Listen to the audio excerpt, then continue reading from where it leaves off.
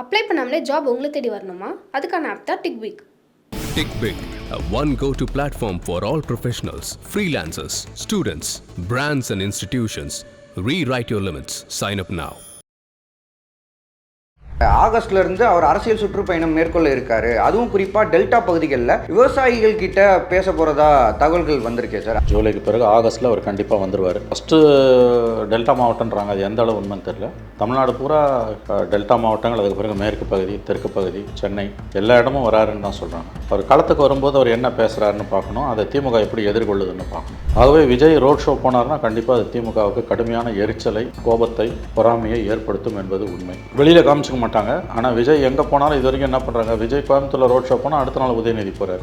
விஜய் மதுரைக்கு போகிறார் நியூஸ் வந்தோன்னா இவங்க மதுரையில் போய் பொதுக்குழு நடத்துகிறாங்க. விஜய் பரந்தூருக்கு போகிறாரு, அடுத்து வேங்கவேலுக்கு போகிறாருன்னு தெரியுதுன்னா வேங்கவேலில் சார்ஜ் ஷீட் ஃபைல் பண்ணுறாங்க. ஆகவே இவர்கள் தெளிவாக இருக்கிறார்கள். விஜய் விஷயம் தங்களுக்கு பெரிய டிஸ்டர்பன்ஸ் தான்ன்றது திமுகவுக்கு தெரியும். ஏன்னா நேரடியாக ஒரு உதயநிதிக்கு போட்டியாளராக கருதப்படுகிறார். திமுகவுக்கு ஏன் அவ்வளோ பயம் வருது நீங்கள் கேட்கலாம். விஜய்க்கும் ஸ்டாலினுக்கும் போட்டினா ஸ்டாலின் ஜெயிச்சிருவார். ஆனால் விஜய்க்கும் உதயநிதிக்கும் போட்டின்னு வச்சிங்கன்னா விஜய்க்கு தான் அட்வான்டேஜ் ஜாஸ்தி. அது திமுகவுக்கு நல்லா தெரியும். ஆனால் ரோட் ஷோ மட்டுமே பத்தாது, கீழே இறங்கி நடக்கணும், மண்ணில் இறங்கி நடக்கணும், வேனில் உட்காந்துன்னு போகிறது புரியுது. மக்கள்கிட்ட போய் நீ பேசுன்ற, மக்களோட மக்களாக நிற்காமல் இருந்தால் அரசியல்வாதியே கிடையாது. இது வரைக்கும் அவர் ஒன்றுமே செய்யலை, ஆனாலும் திமுக அவரை பார்த்து பயப்படுது. அப்போ அரசியலுக்கு, கள அரசியலுக்கு இறங்கி ரோட் ஷோ, நடைப்பயணம், பாத யாத்திரை வந்து மக்களோட மக்களாக நின்று பேசுகிறாரு, மக்களோட கரங்கோத்து நடக்கிறாருன்னா அப்போ என்ன கதிகாகும் திமுக? விஜயுமே ஏன் ரொம்ப ஒரு சைலண்ட் மோடில் இருக்கார். இப்போ போராட்டத்துக்கு அனுமதி கொடுக்க மாட்டாங்கன்னா அது ஃபர்ஸ்ட் ஸ்டெப். உடனே அனுமதி கொடுக்கலன்னு அவங்க அப்படியே சைலண்ட் ஆகக்கூடாதுல்ல சார். களத்துக்கு போகணும், அரெஸ்ட் ஆகணும், அரெஸ்ட் ஆகி அது ஒரு நியூஸாக வெளியே வந்தால் அது பயங்கர ஒரு பெரிய மைலேஜை கொடுக்கும்ல. அதிமுகவை நீ கூடி அழிச்சிக்கிட்டு இருக்குது பிஜேபி. இந்த எலெக்ஷனில் திமுக ஜெயிச்சு வந்தாலும் பரவாயில்ல, அதிமுக ஜெயிச்சு பலமாயிடக்கூடாது. அதுக்கு பிறகு ரெண்டு திமுக, திமுக ரெண்டு பேரையும் ஃபேஸ் பண்ண வேண்டியிருக்கும். ரெண்டு திராவிட கட்சியில் ஒரு கட்சி அழிஞ்சாதான் நம்மளால் தமிழ்நாட்டில் வளர முடியும்னு பிஜேபி நினைக்குது. அது ஃபேக்சுவலி கரெக்ட் ஆல்சோ. இப்போ ஃபேமஸான வேர்டுன்னா இனிமேல் களம் திமுக அதிமுகன்னு இருக்காது, திமுக பிஜேபின்னு இருக்கும்னாங்க. அதான் உண்மை. இன்றைக்கி அப்படி வந்துடுச்சு. 2024 கேம்பெயின்லேயே ஒரு புதிய தலைமுறைக்கு பேட்டி அளிக்கும்போது சொன்னார், ரெண்டு திராவிட கட்சியில் ஒரு திராவிட கட்சி அழியுது அப்படின்றத அவர் பதிவு பண்ணுவாங்க. கரெக்டு. அந்த இடம், அந்த கட்சி அழியுதுன்னு சந்தோஷப்படலாம். ஆனால் அந்த கட்சி எங்கே போகுது, அந்த ஓட்டு எங்கே போகுது? இப்போ இவ்வளோ தூரம் இப்போ ஏடிஎம்கேவை அடித்து ஒழிச்சு உள்ளே கொண்டு வந்தாலும் எலெக்ஷனில் ஜெயிக்கணும்னா ஏடிஎம்கேவை மையமாக வச்சு பிஜேபி செயல்பட்டால் தான் முடியும். மிகப்பெரிய வரலாற்று பிழையை அதிமுக செய்து கொண்டிருக்கிறது. அது என்னன்னா பிஜேபியோட போய் கூட்டணி வைத்தது. இது மாதிரியான விஷயங்களில் பிஜேபி செயல்படுத்துறதுக்கு முன்னாடி ஏடிஎம்கே கிட்ட எந்த விதமான ஒப்புதலோ இல்லை ஆலோசனையோ பண்ணலை. அதுதான் பிஜேபியோட ஆணவம். சார் வணக்கம். சார் வணக்கம். ரீசெண்டாக கிடைச்ச தகவல் படி தமிழக வெற்றி கழகத்தின் தலைவர் விஜய் அவர்கள் தன்னுடைய அடுத்த ரோட் ஷோவை பிளான் பண்ணுறாங்க. ஆகஸ்ட்ல இருந்து அவர் அரசியல் சுற்றுப்பயணம் மேற்கொள்ள இருக்காரு. அதுவும் குறிப்பாக டெல்டா பகுதிகளில் விவசாயிகள் கிட்ட பேச போகிறதா தகவல்கள் வந்திருக்கே சார். அதை எப்படி பார்க்குறீங்க சார்? ஆமாம், இந்த செய்தி டைம்ஸ் ஆஃப் இந்தியாவில் வந்திருக்குது. இது எதிர்பார்க்கப்பட்டது தான். ஏற்கனவே அவர் ஒரு பாத யாத்திரை திட்டமிடுறாருன்னு நம்ம பேசியிருந்தோம், கன்னியாகுமரியிலேருந்து சென்னை வரைக்கும். இப்போ கண்டிப்பாக ஜூலைக்கு பிறகு, இப்போ ஜூன் மாதம் முடிய போகுது. ஜூலைக்கு பிறகு ஆகஸ்ட்டில் அவர் கண்டிப்பாக வந்துடுவார். ஃபஸ்ட்டு டெல்டா மாவட்டம்ன்றாங்க, அது எந்த அளவு உண்மைன்னு தெரியல. தமிழ்நாடு பூரா டெல்டா மாவட்டங்கள், அதுக்கு பிறகு மேற்கு பகுதி, தெற்கு பகுதி, சென்னை எல்லா இடமும் வராருன்னு தான் சொல்கிறாங்க. அவர் களத்துக்கு வரும்போது அவர் என்ன பேசுகிறாருன்னு பார்க்கணும், அதை திமுக எப்படி எதிர்கொள்ளுதுன்னு பார்க்கணும். திமுகவுக்கு மிகப்பெரிய இன்றைக்கி ஒரு டிஸ்டர்பிங் ஃபேக்டராக இருக்கிறது விஜய் தான். அதிமுக பாஜக கூட்டணி கூட கிடையாது. அதிமுக பாஜக கூட்டணி ஜெல்லாவில். அதனால் ஒரு பக்கம் திமுகவுக்கு பயம் இருந்தாலும் இன்னொரு பக்கம் ரிலீஃப் இருக்குது. ஆனால் விஜயை பார்த்து அப்படி இல்லை. விஜய் கணிசமான அளவு எல்லார் ஓட்டையும் உடைக்கிறாரு, திமுக ஓட்டையும் உடைக்கிறார். விஜய் ஃபேக்டரால் அடுத்த எலெக்ஷனில் யாருக்கும் மெஜாரிட்டி இல்லாமல் ஃபஸ்ட் டைம் ஹங் அசம்பிளி வரலான்னு ஒரு கருத்து நிலவுது. ஆகவே விஜய் ரோட் ஷோ போனார்னா கண்டிப்பாக அது திமுகவுக்கு கடுமையான எரிச்சலை, கோபத்தை, பொறாமையை ஏற்படுத்தும் என்பது உண்மை. வெளியில் காமிச்சிக்க மாட்டாங்க. ஆனால் விஜய் எங்கே போனாலும் இது வரைக்கும் என்ன பண்ணுறாங்க, விஜய் கோயம்புத்தூரில் ரோட் ஷோ போனால் அடுத்த நாள் உதயநிதி போகிறார். விஜய் மதுரைக்கு போகிறார் நியூஸ் வந்தோன்னா இவங்க மதுரையில் போய் பொதுக்குழு நடத்துகிறாங்க. விஜய் பரந்தூருக்கு போகிறாரு, அடுத்து வேங்கவேலுக்கு போகிறாருன்னு தெரியுதுன்னா வேங்கவேலில் சார்ஜ் ஷீட் ஃபைல் பண்ணுறாங்க. ஆகவே இவர்கள் தெளிவாக இருக்கிறார்கள். விஜய் விஷயம் தங்களுக்கு பெரிய டிஸ்டர்பன்ஸ் தான்ன்றது திமுகவுக்கு தெரியுது. இன்றைக்கி தமிழ்நாடு அரசியலில் ஏதாவது ஒரு கட்சி தனிநபரை பார்த்து திமுக அஞ்சுகிறது, கோபப்படுகிறது, சஞ்சலப்படுகிறதுனா அது விஜயை பார்த்து மட்டும்தான். அதனால் அவர் ரோட் ஷோ போனார்னா கண்டிப்பாக திமுகவோட கோபத்தை தான் கலப்போம். பர்மிஷன் கொடுக்க மாட்டாங்க. அவர் பர்மிஷனை மீறி போனார்னா பெரிய பிரச்சனையாகும். இது வரைக்கும் அவர் சொன்னார்ல, நான் எங்கே போனாலும் எதுக்குமே அனுமதி கொடுக்க மாட்டேன்றாங்க. ஒரு சின்ன ஆர்ப்பாட்டம், ஊர்வலத்தை கூட அனுமதி கொடுக்க மாட்டேன்றாங்க. அவங்க ஃபாசிசன்னா நீங்கள் என்னன்னு கேட்டார். நேற்று கூட புஷி ஆனந்த் கேட்டிருக்காரு, எந்த ஆர்ப்பாட்டம்னாலும் எங்களுக்கு அனுமதி கொடுக்க மாட்டேன். உண்மை. பொய் வழக்கு போடுறாங்க. பொய் வழக்கு போடுறாங்க, அனுமதி கொடுக்க மாட்டேங்கிறாங்க. எந்த நிகழ்ச்சிக்கும் அனுமதி கொடுக்க மாட்டேங்கிறாங்க. வியாசர்பாடியில் தீ விபத்தால் மக்கள் பாதிக்கப்பட்டு அங்கே போய் நிவாரணத் தொகை கொடுக்கறது கூட அனுமதி மறுக்கிறாங்க. நிவாரணப் பொருட்கள் கொடுப்பது கூட காவல்துறை அனுமதி மறுக்குது. அது முழுக்க முழுக்க ஆட்சியாளர்களோட அச்சத்தை தான் காட்டுது. ஆகவே விஜய் ரோட் ஷோ போனார்னா அது திமுகவுக்கு மேலும் கிலியை ஏற்படுத்தும் என்பது உண்மை. சார் இதை தொடர்ந்து பேசுவோம் சார். அதுக்கு முன்னாடி நீங்கள் ஒரு விஷயத்தை அட்ரஸ் பண்ணதுனால கேட்கணும்னு நினைக்கிறேன். அந்த வியாசர்பாடி தீ விபத்து அந்த ஒரு நிகழ்வு இருக்குல்ல சார், அதை விஜய் எப்படி ஹேண்டில் பண்ணார் நீங்கள் பார்க்குறீங்க? ஏன்னா கடைசி வரைக்கும் அவர் களத்துக்கு வரவே இல்லை.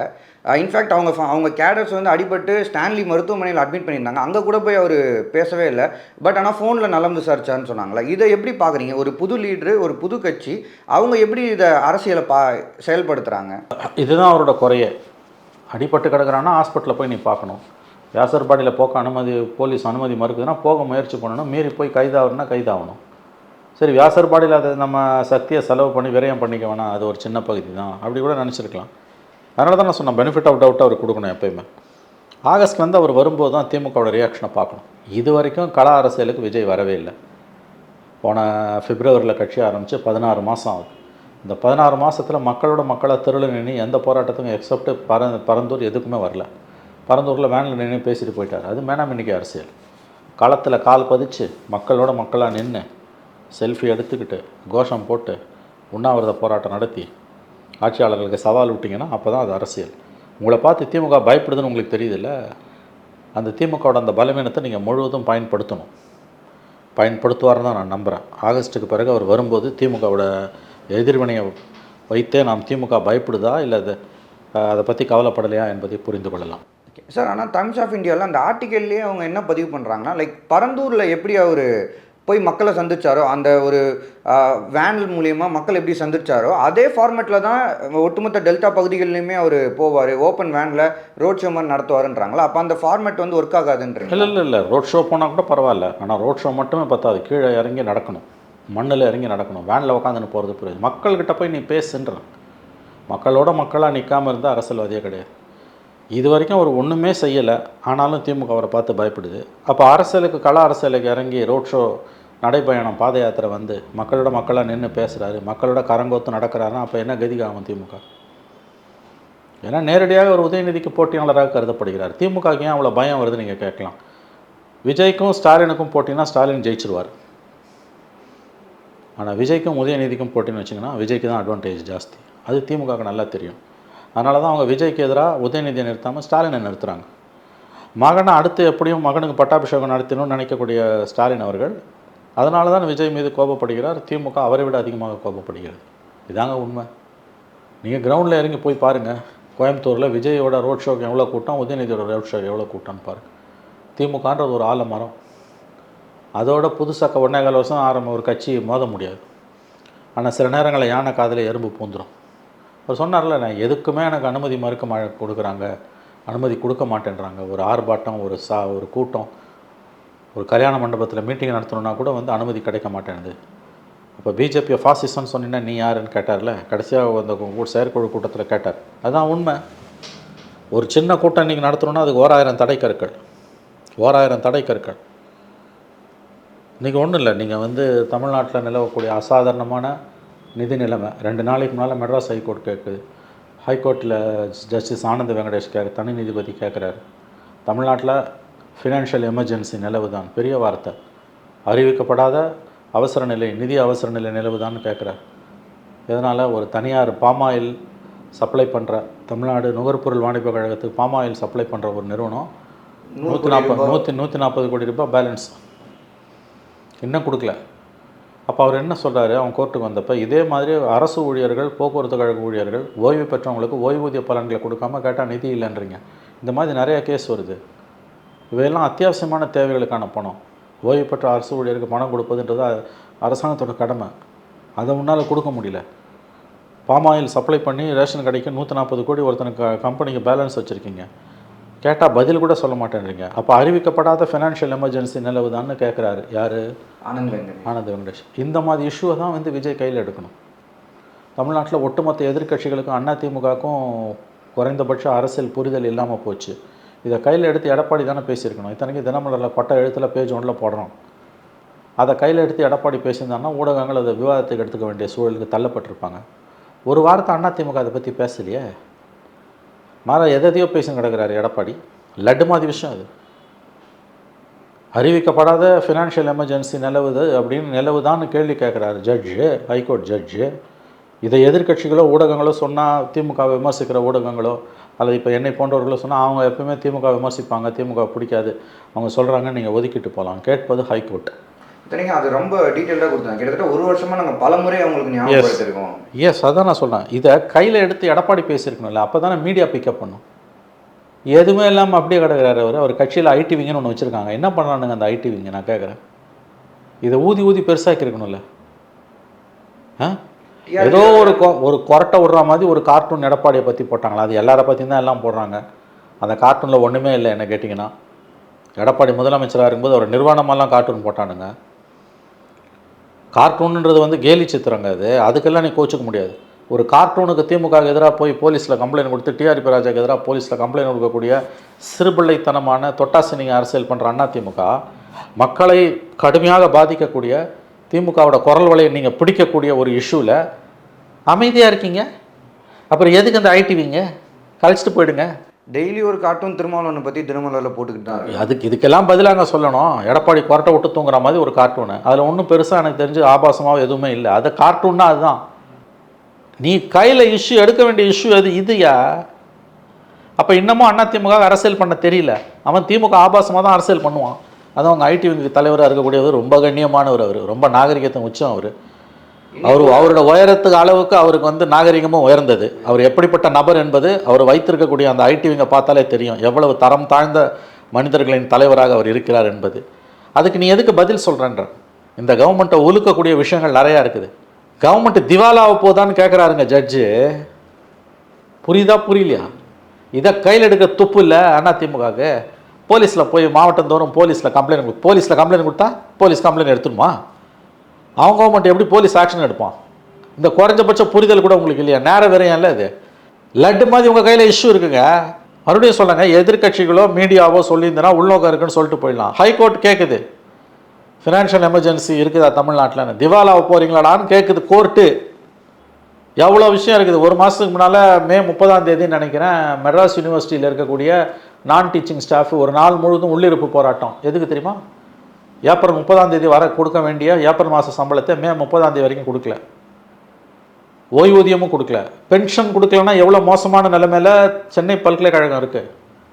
தமிழ்நாடு அரசு கட்டுப்பாட்டில் இருக்க எல்லா பல்கலைக்கழகங்களும் திவாலை நோக்கி போயிட்டுருக்கு, இன்க்ளூடிங் மெட்ராஸ் யூனிவர்சிட்டி. கடைசியில் அந்த தர்ணாலாம் நியூஸ் வெளியில் வந்த பிறகு ஜூன் 3 4 ஏப்ரல் மாதம் சம்பளத்தை போடுறானுங்க. மே மாதம் சம்பளம் என்ன கதின்னு தெரியாது. இந்த மாதிரி லட்டு மாதிரி எத்தனை விஷயம் இருக்குது. இதை கையில் எடுக்க துப்பு இல்லை. நீங்கள் போய் வந்து டிஆர்பி ராஜா மேலே கம்ப்ளைண்ட் கொடுத்து, டிஆர்பி ராஜா மேலே கம்ப்ளைண்ட் கொடுத்தா போலீஸ் எடுத்துருமா? இல்லை, எதனா புத்தி வேணும். நீ இந்த பிரச்சனையை கையில் எடுத்து பேசுனீங்கன்னா பத்தி எறியும். ஸ்டாலின் கோவப்படுவார், திமுக கோவப்படும், ரியாக்ட் பண்ணுவாங்க, அரசு ஊழியர்கள் உங்கள் பக்கம் திரும்புவாங்க, உங்கள் பக்கம் வருவாங்க, பொதுமக்கள் பார்வை உங்கள் பக்கம் திரும்பும். இப்படி தானே திமுக அரசியல் பண்ணுச்சு. எதிர்கட்சியாக எப்படி செயல்படணுன்றதை திமுகவை பார்த்து அதிமுக கற்றுக்கணுங்க. ஒரு திறமையான எதிர்கட்சியாக எப்படி செயல்பட வேண்டும், ஆளும் கட்சியை எப்படியெல்லாம் முடக்க வேண்டும் என்பதை திமுகவை பார்த்து அதிமுக கற்றுக்கொள்ள வேண்டும். இதை சொன்னால் அதிமுக கோவம் வரும். இதுதான் உண்மை. ஏன்னா திமுக இன்றைக்கி அவ்வளோ அராஜகம் பண்ணது யாராலையும் கேள்வி கேட்க முடியலையே. ஐடிவிங்க வச்சுக்கிட்டு மெய்ய பொய்யணும் அட்டூழியம் பண்ணின்னு இருக்காங்க. ஊரில் இருக்க எல்லா அனலிஸ்ட்டும் அவங்கக்கிட்ட தான் இருக்காங்க. மாதம் பல நூறு கோடி, சில 100 கோடி ரூபாய், சில மாதந்தோறும் பல கோடிகளை வந்து இதுக்கும் வந்து ஐடி விங்குக்கும் பத்திரிகையாளர்களுக்கும் அவங்களுக்கு சார்பாக பேசக்கூடியவங்களுக்கும் செலவு பண்ணிகிட்ருக்கான். கெட்டதை வந்து திறம்பட செய்கிறோம். கெட்டதை செய்கிறதுக்கு கூட ஒரு திறமை சாமர்த்தியம் வேணும். அந்த திறமை சாமர்த்தியம் திமுக இருக்குது, அதிமுக இல்லை. இதுதான் உண்மை. இப்போது ஏடிஎம்கே இந்த மாதிரி இருக்காங்க. விஜயுமே ஏன் ரொம்ப ஒரு சைலண்ட் மோடில் இருக்கார்? இப்போது நீங்கள் சொன்ன மாதிரி ஒரு விஷயத்துக்கு வராங்க, இப்போ போராட்டத்துக்கு அனுமதி கொடுக்க மாட்டாங்கன்னா அது ஃபஸ்ட் ஸ்டெப். உடனே அனுமதி கொடுக்கலன்னு அவங்க அப்படியே சைலண்ட் ஆகக்கூடாதுல்ல சார்? களத்துக்கு போகணும், அரெஸ்ட் ஆகணும், அரெஸ்ட் ஆகி அது ஒரு நியூஸாக வெளியே வந்தால் அது பயங்கர ஒரு பெரிய மைலேஜை கொடுக்கும்ல. ஆனால் ஏன் தயங்குறாங்க? அவரை தான் கேட்கணும் போய், மேனாமணிக்கு அரசியல். அப்போ எதுக்கு அரசியல் வந்த? இது வரைக்கும் 16 மாதத்தில் நீங்கள் என்ன செஞ்சு கீழ்ச்சிங்க அதை சொல்லுங்கள். ஆகஸ்ட்டில் போகிறாருன்னு இப்போ செய்தி, அது கூட அதிகாரப்பூர்வமாக வரல, இவங்களா எழுதுறானுங்க பேப்பரில். அவர் சொல்லி எழுதுறாங்க ஏப்ரல்லே போகிறாங்க, மே ஆகஸ்ட் வெயில் தாழ போகிறாரு. இது டேக் ஆஃபே ஆகாது. இப்படிலாம் அரசியல் கட்சி நடத்தினார்னா விஜய் கட்சி டேக் ஆஃபே ஆகாது. இந்த 16 மாதம் என்ன பண்ண அதை சொல்லு. அப்போ எதுக்கு அரசியலுக்கு வரீங்க? வராதிங்க. 2 மாதத்தில் பார்லிமெண்ட் எலெக்ஷன் வருது. பார்லிமெண்ட் எலெக்ஷன் நாங்கள் வரமாட்டோம், அசம்பிளி எலெக்ஷன் தான்ட்டு சொல்கிறீங்க. அதுக்கு பார்லிமெண்ட் எலெக்ஷன் முடிச்சோன்னா அறிவிப்பு கொடுக்க வேண்டியதானே? இப்படிலாம் நீ திமுகவை எதிர்க்க முடியாது. இன்றைக்கி திமுக விஸ்வரூபம் எடுத்துடுச்சு. திமுக விஸ்வரூபம் எடுத்துடுச்சு. இன்றைக்கி திமுக கிட்ட பெரிய பணம் இருக்குது. நீ நினச்சி பார்க்க முடியாத அளவுக்கு பணம் இருக்குது. திமுக கிட்ட மீடியா சுத்தமாக அவன் கண்ட்ரோலில் இருக்குது. தோழமை கட்சிகள்லாம் மீடியா திமுக வந்து கட்டவரில் கீழே வச்சு அமைக்க வச்சுருக்கு. இன்றைக்கி ஒரு ராட்சச வடிவம் எடுத்துடுச்சு திமுக. எப்படி எதிர்க்க போகிற சொல்லு. பழைய மெத்தடெல்லாம் வச்சு எதிர்க்கவே முடியாது. ஒரு ப்ரெஸ் மீட்டை எப்படி நடத்தணும்னு தெரியல எடப்பாடிக்கு. ஒரே ப்ரெஸ் மீட்டில் நீங்கள் சேலத்தில் கொடுத்தீங்கன்னா அதுக்கு மரியாதை வந்து வேறு, சென்னையில் கொடுத்தா அதுக்கு மரியாதை வேறு. சேலத்தில் கொடுத்தா அது வெறும் ஸ்டிங்கர் ஃபீடு, சென்னையில் கொடுத்தா ஆல் இண்டியா ஃபீடு. இந்த அடிப்படை புரிதல் கூட 4 வருஷம் முதலமைச்சராக இருந்தவருக்கு தெரியல, 4 வருஷம் எதிர்க்கட்சி தலைவராக இருக்குது தெரியலன்னா என்ன பிரயோஜனம் பேசி? எவ்வளோ லட்டு மாதிரி விஷயம் கையில் இருக்குது, எவ்வளோ பிரச்சனை இருக்குங்க கையில். எதை எடுத்தீங்க நீங்கள் கையில்? நான் கேட்குறேன், உருப்படியாக எதை எடுத்தீங்க? நீ எடுத்தால் தானே மீடியா ஃபாலோ பண்ணுவாங்க. நீயே எடுக்கலாம், மீடியா எப்படி ஃபாலோ பண்ணுவோம்? ஆக விஜயோட விஷயத்தை பொறுத்த வரைக்கும் நான் பார்ப்பது, விஜய் அரசியல் ப்ராப்பர் அரசியல் பண்ணணுங்க. நம்ம பேசுகிற டாபிக் விஜயோட அரசியல். விஜயோட அரசியல் நம்பிக்கை தருவதா இல்லை. அண்ணா திமுகவோட அரசியலும் நம்பிக்கை தரதா இல்லை, விஜயோட அரசியலும் நம்பிக்கை தரதா இல்லை. திமுக காட்டில் மழை ஜோன்னு பெஞ்சிட்ருக்கு. அடுத்த 8 மாதத்தில் இதை முடிஞ்சு போச்சு. ஜூனு இன்னும் கரெக்டாக 9 மாதத்தில் எலெக்ஷன், 8 மாதத்தில் எலெக்ஷன். 8 மாதத்துக்குள்ளே என்ன அரசியல் பண்ண போகிற சொல்லு. சார் மேபி ஏடிஎம்கே தரப்பில் எப்படி இருந்தாலும் எதிர்ப்பு வாக்குகளை செக்யூர் பண்ணி நம்ம ஜெயிச்சிடலாம், அந்த மாதிரி ஒரு ஐடியாவில் எதுவும் இருக்காங்களா? எந்த எதிர்ப்பு வாக்குகளை நான் கேட்குறேன்? நீ உங்கள்கிட்ட இருக்குதே 20% ஓட்டு. நீங்கள் ஒன்றும் ஜெயலலிதா இல்லை, எடப்பாடி ஒன்றும் முதல்ல ஒரு விஷயத்தை எடப்பாடி புரிஞ்சுக்கணும். தான் ஜெயலலிதா இல்லைன்றதை அவர் புரிஞ்சுக்கணும். 24 லோக்சபா எலெக்ஷனில் அவங்க ஓட் பர்சன்டேஜ் எவ்வளோங்க சொல்லுங்கள்? 20% தெரியும்ல. 20%, 35%லேருந்து 20% கழுதை தெரிஞ்சு கட்டணம் பாருங்க. இந்த 20% நீ 30% கிராஸ் பண்ணால் தான் ஜெயிச்சு எலெக்ஷனில் வர முடியும். எங்கேருந்து உனக்கு ஓட்டு வரும்? ஓபிஎஸ்ஸை துரத்தி விட்டாச்சு, அவர் ஜெயிக்க முடியாது. ஆனால் உங்கள் வெற்றியை தென் மாவட்டங்களில் அவர் கெடுப்பார். எடப்பாடியோட இவர் டிடிவியோட அலையன்ஸ் போனால் தப்பிச்சுங்க, இல்லைனா அதுவும் காலி உங்களுக்கு. உங்கள் கூட எந்த கூட்டணி கட்சி இருக்குது? பிஜேபியோட போனது நேர் எதிராக போகுது, சைபரில் போகுது, ரிவர்ஸில் போகுது. பிஜேபியோட போனது. பாமக வரமாட்டேன்றான். தேமுதிக வந்தாலும் ஒன்று தான், வராட்டி ஒன்று தான். மற்றதெல்லாம் லெட்டர் பேடு கட்சிகள். பாமக வரலன்னா அவங்க என்ன சார்? அப்போ அவன் எக்கடை கட்டு போகிறான். நான் இந்த கதையை பேசுவோம், அதை பற்றி பேசுவோம், அப்போ பேசுவோம். இவங்களுக்கு யார் வந்தாலும் பிரயோஜனம் இல்லை. இனிமேல் பாமக வந்ததுன்னா ஓட் பேங்க் வராது. பாமக ஓட் பேங்க், பாமகவோட 4% ஓட் பேங்க் கணிசமாக அடி வாங்கியிருக்கு. அதில் ஒரு கணிசமான பகுதி விஜய்க்கு போகிறான், இன்னொரு பக்கம் பிஜேபிக்கு போகிறான், இன்னொன்று திமுகவுக்கு போகிறான். அதனால் பாமக ஏடிஎம்கே பிஜேபி கூட்டணிக்கு வந்தாலும் பெரிய பிரயோஜனம் ஒன்றுமே இருக்காது. இது இந்த நேரத்தில் அரசியல் பண்ணுறதுக்கு சரியான தருணம். இது எடப்பாடியால் பண்ண முடியலையா? கிரவுண்டுக்கே வரமாட்டேன்றாருங்க. களத்திலே வராமல் சேலத்தில் உட்காந்து எப்படி அரசியல் பண்ணும்? ஆகவே மிக மோசமான நிலைமையில் தான் எதிர்க்கட்சிகள் தமிழ்நாட்டில் இருந்து கொண்டிருக்கிறேன். இதுதான் திமுகவோட பலமே. Stalin is the most luckiest chief minister. அவருக்கு எதிர்க்கட்சியே இல்லை. ஆனால் ஒரு வலிமையான ஜனநாயகத்துக்கு ஆளுங்கட்சி பலவீனமாக இருக்கலாம், எடப்பாடி பீரியட் மாதிரி. எதிர்க்கட்சி பலவீனமாக இருக்கக்கூடாது, ஸ்டாலின் காலத்தில் இருக்க மாதிரி. இதுதான் இன்றைக்கு இருக்க உண்மை. சார் எடப்பாடி பழனிசாமி அவர்களுமே ரோட் ஷோ போக போகிறாரு. 234 தொகுதியிலையுமே ரோட் ஷோ அவர் மேற்கொள்ள போகிறாரு அப்படின்னு சொல்கிறாங்களே. மேபி அது எதுவும் மாற்றத்தை கொண்டு வருமா? அது ஒன்றும் பெருசாலாம் கொண்டு வராது. இவனா ஜெயலலிதாவா வேறு எம்ஜிஆரா? களத்தில் என்ன ஒர்க் பண்ண போகிறேன்றது அங்கே மூஞ்சை பார்த்து நான் ஓட் பண்ண மாட்டான். அப்படி பார்த்தா விஜய் வேணால் போடுவான். எல்லாம் ரோட் ஷோ போகிறாங்க. விஜய் போகிறாரு, எடப்பாடி போகிறாரு, ஸ்டாலின் போகிறாரு. ஷோ காமிக்கிறது தான் உங்களுக்கு இன்றைக்கி பாலிடிக்ஸாக போச்சு இல்லையா? ரோட் ஷோனால் என்ன? எலெக்ஷன் டைமில் பண்ண வேண்டியது அதை சாதாரண நேரத்தில் ஸ்டாலின் எடுக்கிறார். மோடியை பார்த்து கற்றுக்கிட்ட வேணாம் இது. அப்போ ஸ்டாலினுக்கும் மோடி மாதிரி வந்து பாலிடிக்ஸ்ன்றது ஷோ காமிக்கிறது தான். இன்றைக்கி ஸ்டாலின் வழியில் தான் எடப்பாடியும் விஜயம் போக போகிறாங்க. விளங்கிடும் தமிழ்நாடு.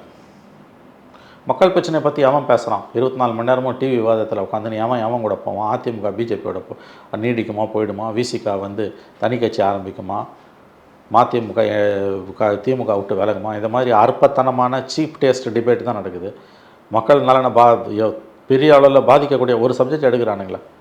இந்த 2 நாள் ஜஸ்டிஸ் ஆனந்த் வெங்கடேஷ் காரி துப்பியிருக்காரு, தொடச்சிட்டு போயிட்டே இருக்காங்க.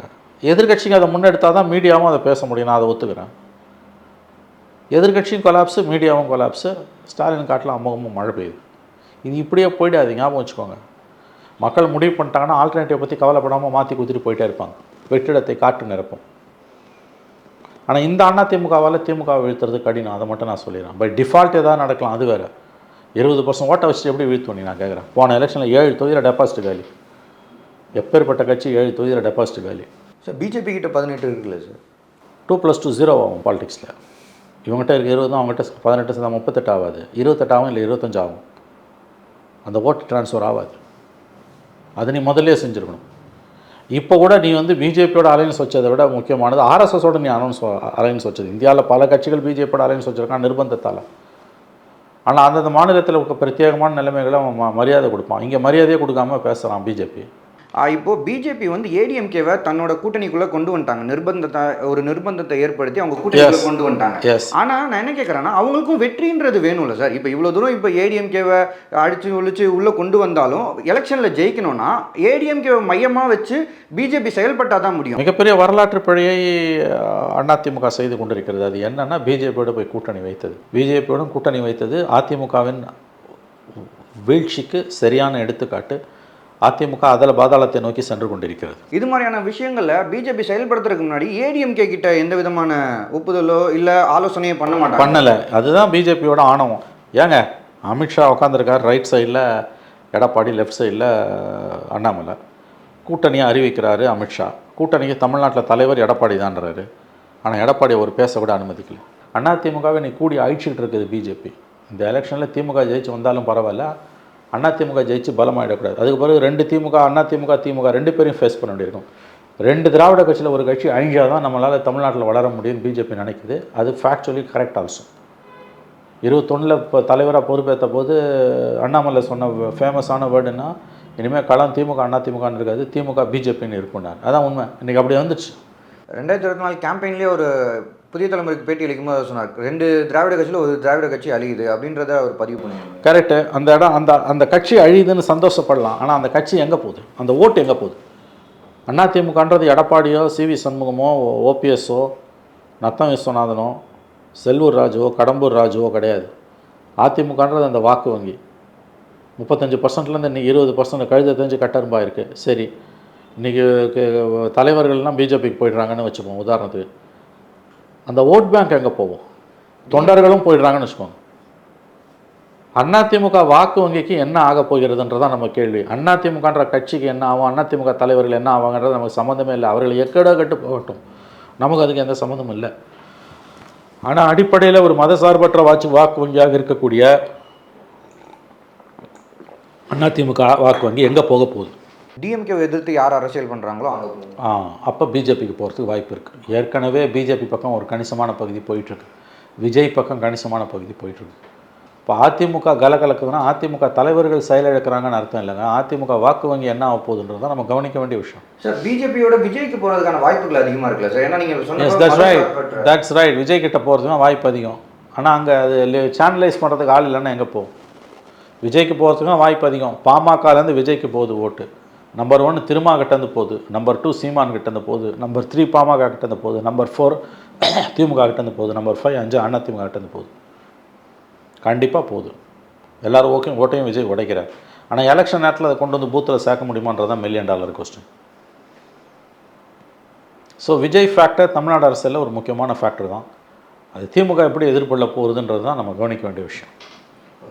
சார் நிறைய முக்கியமான விஷயங்களோட ஷேர் பண்ணீங்க சார். நேரம் இருக்கிறதுக்கு நன்றி. நன்றி சார். அப்ளை பண்ணாமலே ஜாப் உங்களை தேடி வரணுமா? அதுக்கான ஆப் தான் டிக்பிக். TickBig, a one go-to platform for all professionals, freelancers, students, brands and institutions. Rewrite your limits. Sign up now.